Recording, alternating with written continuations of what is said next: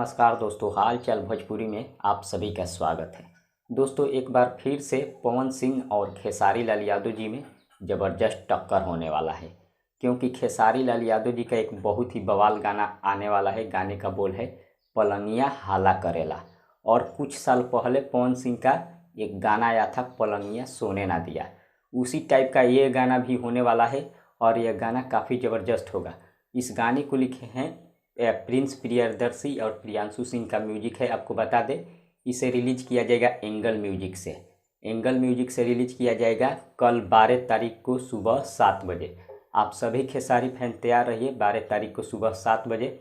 जिस तरह से तेरे मेरे दरमिया गाने को आप लोग ने पसंद किया, वैसा ही इस गाने को भी प्यार मिलना चाहिए और 1 से 2 दिन के अंदर 10 मिलियन में इस गाने को पहुंचा देना चाहिए। बस काफ़ी ज़बरदस्त गाना होने वाला है, आप लोग तैयार रहिए और कल ज़बरदस्त धमाका करना है। मिलते हैं अगले वीडियो में। धन्यवाद।